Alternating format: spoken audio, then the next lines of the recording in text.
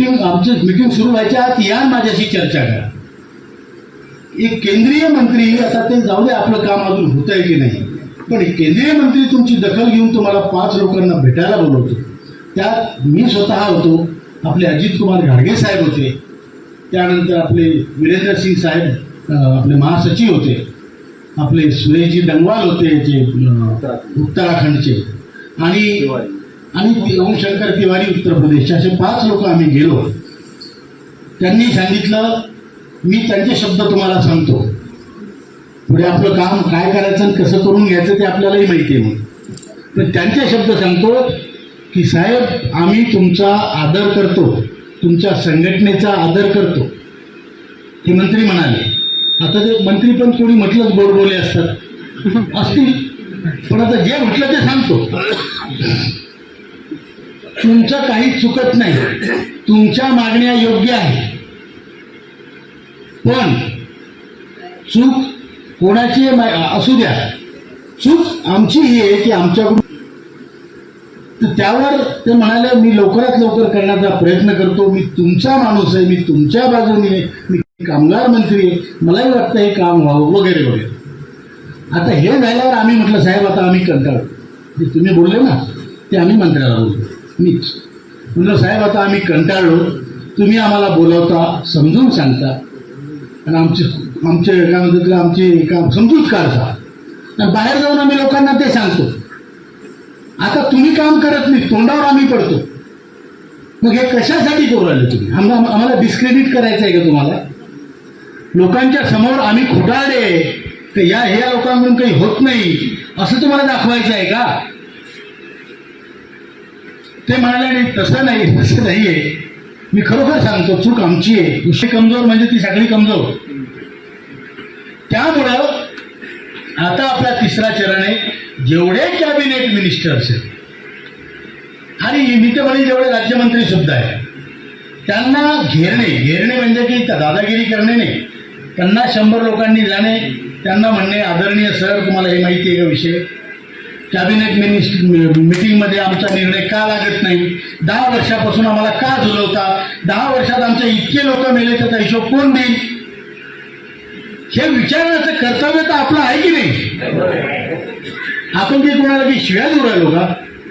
पण प्रश्न विचारणं आपला अधिकार आहे, तो आपण बजावला पाहिजे असं मला प्रामाणिकपणे वाटतं आणि त्यात आपण कमी पडतो हेही मला प्रामाणिक.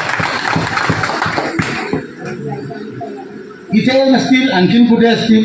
आता मी सांगतो, मला जर म्हणाल तुम्ही किती मिनिस्टरला भेटलो, हो असं एकही नसेल ज्याचं नावही माहीत नव्हतं त्याचं कळलं की हा मिनिस्टर आहे त्यालाही भेटलं. पण एकट्याला भेटून होत नाही. त्या कॉन्स्टिट्युएन्सीमध्ये जिथे तो माणूस राहतो तिथच्या लोकांनी त्याला भेटणे, त्याला विचारणे की तुम्ही आमच्यासाठी काय केलं.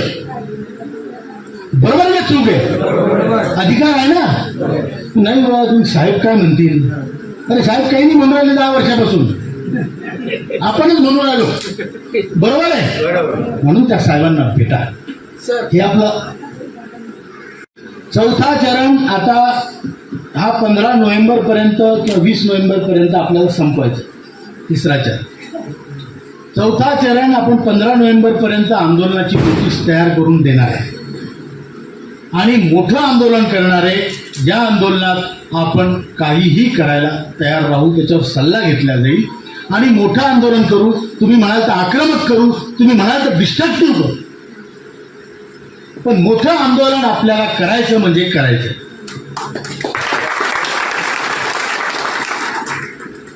मला अशी खात्री आहे. आता काय होतं सांग, मी कधी पण म्हणतो ना की आपलं काम 2 महिन्यात होणार आहे, तर 2 महिन्यात होतच नाही. त्याच्यामुळे म्हणायची पण भीती वाटते. आपलं माहीत काहीच नाही, माहीत हे फक्त अंदाज. पण लवकर आपलं काम होईल अशी आपल्याला अपेक्षा आहे आणि आंदोलन करण्याची पाळी आपल्यावर येऊ नये अशी ईश्वराचरणी प्रार्थना आहे. पण ती पाळी आली तर आपण मागे हटणार नाही हे तुम्हाला मी आश्वासन देतो आणि आपण सगळे मिळून त्या लढाईसाठी तयार राहू. निराश होऊ नका. मला माहिती आहे सगळे आपण खूप थकले आहात. आंदोलन करून ऐकून त्या यूट्यूबच्या खोट्या बातम्या ऐकून कंटाळलेले, कोणाचा फोटो छापतात, कोणाचा फोटो दाखवतात. विजवांना, आणि त्याचा आवाज त्या आर्टिफिशियल इंटेलिजन्सनी त्याला लावतात.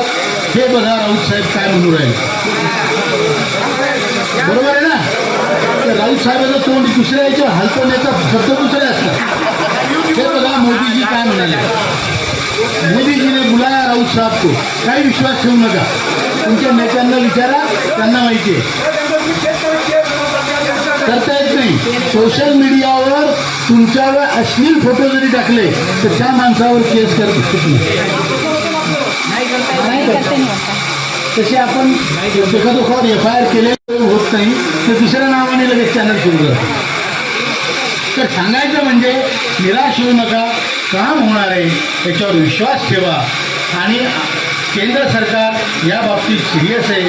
आपल्याला मेडिकल फॅसिलिटी 58 वर्षाच्या वयापासून मोफत मेडिकल फॅसिलिटी मिळण्याचा मार्ग मोकळा झालेला आहे. आपल्याला महागाई भत्ता मिळणार असं मंत्री स्वतः म्हणाले. आणि 7,500 ही आपली मागणी अजून कायम आहे. त्यात कुणी मला अजून कमी करा असं म्हटलं नाही. त्यामुळे आपण गृहीत धरू की देताना 10 वर्षाचा बॅकलॉग आहे, तर त्यांना विचार करूनच द्यावं लागेल.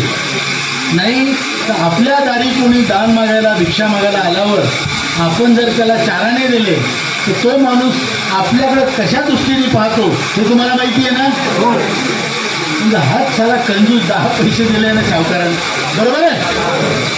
त्यामुळं त्यांना सरकारला आपल्याला असंच देणं भाग आहे ज्यात सरकारची इज्जत आणि सरकारची साख ही कायम राहील.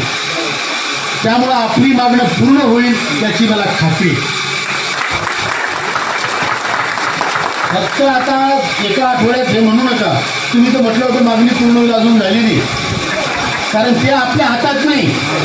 आपल्या हातात आंदोलनाचा 3रा चरण आणि आंदोलनाचा 4था चरण करणे हे आपल्या हातात आहे, बरोबरच आहे. आणि त्यासाठी आपण सगळे सज्ज आहोत. आणि त्यासाठी आत्मदहन वगैरे फार दूरची गोष्ट आहे. ते करायची पाळी आली तर तुमचा भाऊ आहे, तो करेल. धन्यवाद.